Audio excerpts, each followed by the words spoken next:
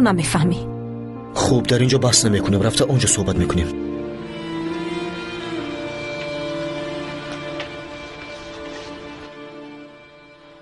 نزلی،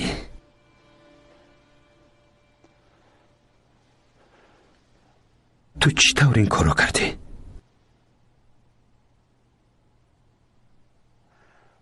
چطور؟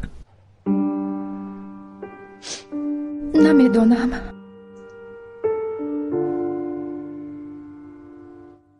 همون لحظه گمان کردم که تمامی غم‌های عالم به سرم بار شده‌اند.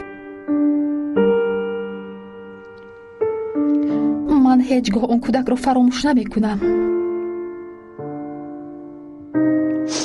با من کمک کن آتش. نزلی، حیات من از آن توست.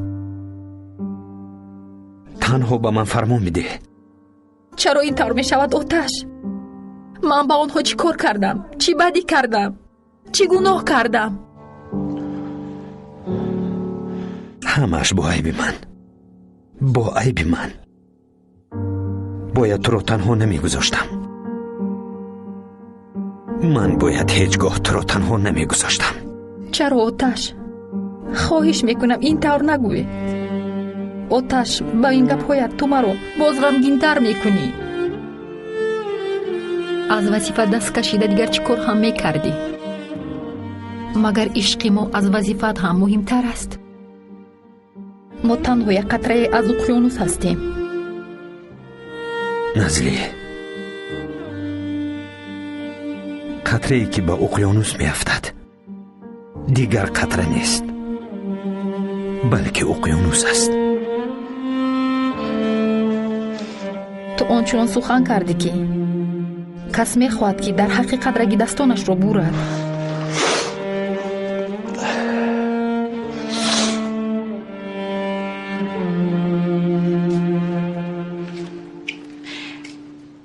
تو تا حال مرا نفهمیده ای.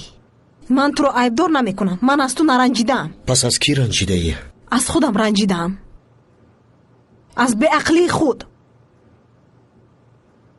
تو از من هم رنجیده ای بهار؟ البته از تو هم رنجیدم.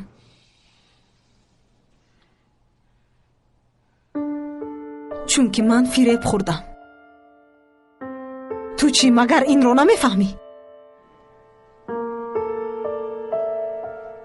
بله، حق است من.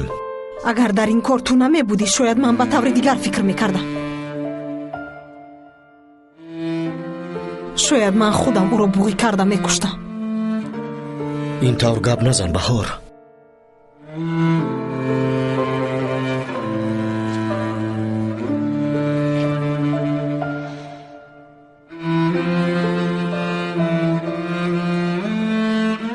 رنجش خود رو هیچ به تو فهمانده نمیتوانم. چطور من فریب خوردم.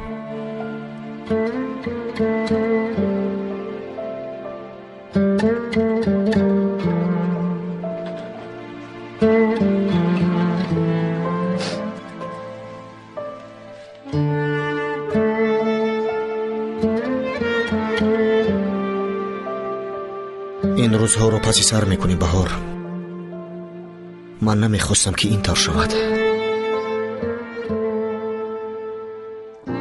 چندین مراتب خواستم با تو گویم. اعتراف کردن خواستم.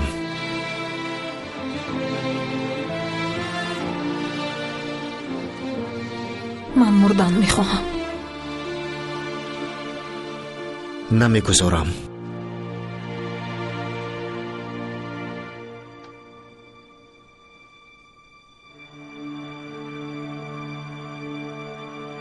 از تو یک چیز رو بپرسم. بپرس. با تو بود در اومدن من و قتل پدرم در یک روز رخ داده است.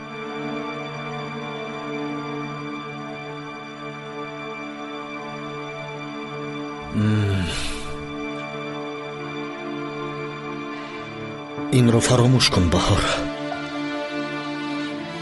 یوز